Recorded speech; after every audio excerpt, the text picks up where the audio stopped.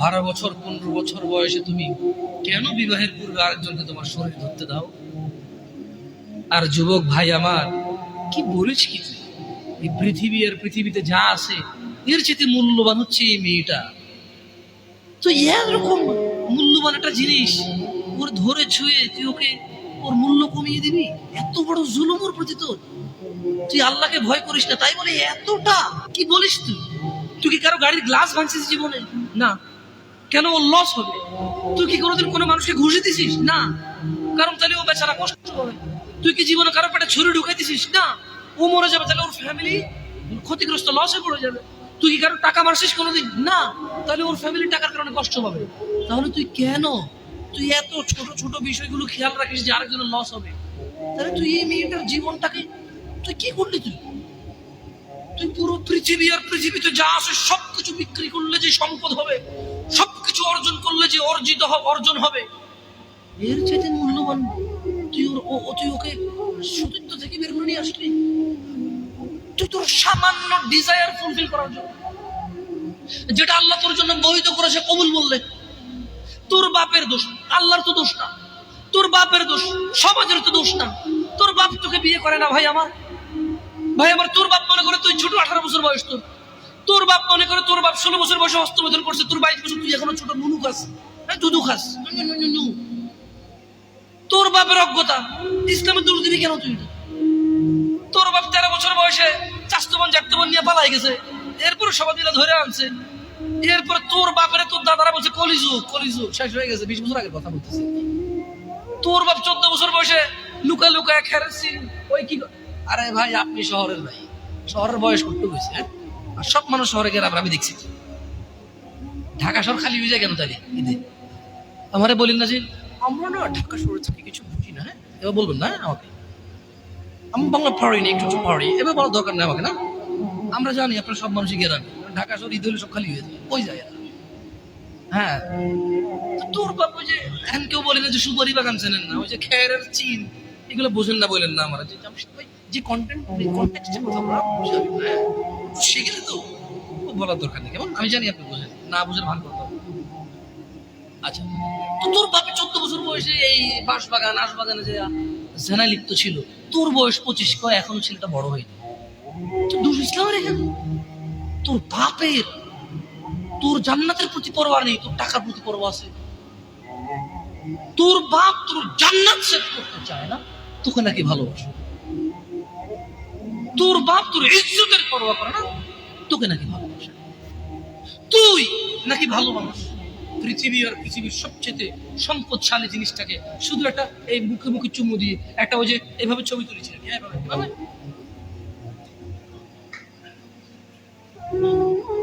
এরপরে ফোল্ডার বানায়, folder lock করে রাখছে যদি কেউ না জানে। এরপর ওই মেয়ের বিয়ে ঠিক হয়ে গেলে ধমক দেয়, ছবি পাঠাবো একটা একটা। সামান্য ডিজায়ার ছিল তোর, হালাল ভাবে আল্লাহ দিয়েছে। একটু সবর কর, একটু সবর কর। তুই ক্লাস 5-এ পড়তেছিস, 6-এর জন্য ওয়েট করতেছিস না? তুই ক্লাস 8-এ পড়িস ভাই আমার, ছোট পিচ্ছি সোনামণি ভাই আমার। তোকে আমি আমার মাথায় রাখি, তুই বলছিস রাগ করিস না। তুই বললে আমি না অত তো সিনেমা নাটক দেখি না, তোরাই কষ্ট। তুই বললে আপন, দেখো আপন করে বলতেছি। আবার কোস না হুজুরের ব্যবহার খারাপ। উনি তুই করে কেন বল, উনি এভাবে কেন কথা বলেন, নিজেকে কি মনে করে? না, তোরাই ডায়লগ দিস। আসলে তুই বললে আপন বলে, আমি এই জন্য ভাই তোরা আমার কোশিস, তুই বললে আপন। আমি তো সৌদি আরব বড় হয়েছি, আমি তো দেশে বড় হইনি। আমি আসার পর সব ডায়লগ দিছি। আসলে আপন জনকে তুই বলে, হ্যাঁ তুই বললে আপন মনে, আমি তোরা আপন মনে করি। কেন? 1450 বছর আগে আল্লাহ আমার কাছে তুই আমার ভাই, কত আপন তুই চিন্তা কর। তোরা তুই গুণা কারা কমরে ভাই আমার, তুই আমার আচরণে যাইস না। হ্যাঁ, তুই আমার কত পুরনো ভাই তুই জানিস? আমার মায়ের পেটের ভাইটা আমি যেদিন জন্ম হয়েছি বুঝতে পারছি, সেদিন আমাকে আমার বাপ মা, আমার পরিবেশ বলছিল আমার মায়ের পেটের ভাই। কিন্তু এজ এ মুসলিম তুই আমার ভাই, 1450 বছর আগে এটা ঘোষণা হয়ে গেছে। তোকে যদি আমি তুই না বলি, আদর করে না বলি, আপন না মনে করি, কাকে মনে করবো রে? তুই তো আমার তুই তো আমার আপন। এমন করিস না ভাই আমার, তোর বয়স সবে সবে 14 বছর। একটু অপেক্ষা কর, একটু অপেক্ষা কর।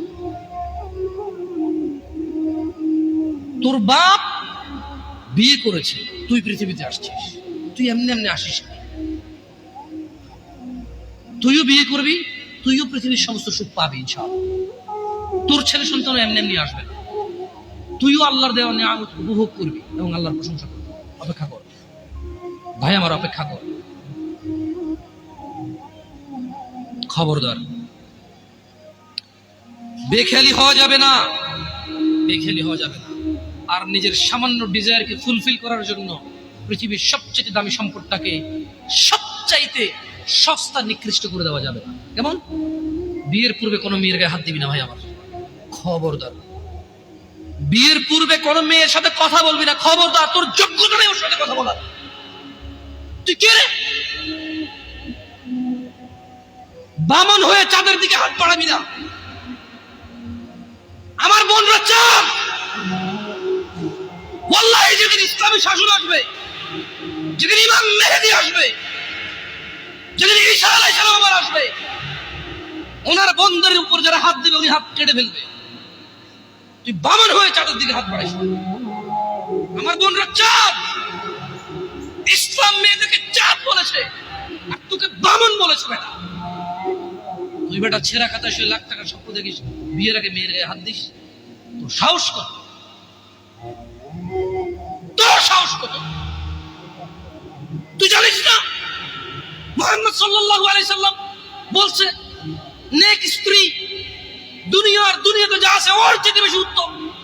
তুই কি করে ওর গায়ে হাত দিস বিয়ের আগে? তোর সেই যোগ্যতা আছে বল? তোকে আল্লাহ জাহান্নামে ফেলবে, তোকে আল্লাহ জ্বলন্ত আগুনে নিক্ষিপ্ত করবে, তোর শরীর পচবে, তোর শরীরের গন্ধে জাহান্নামে থাকতে পারবে না তোকে। এত নিকৃষ্ট।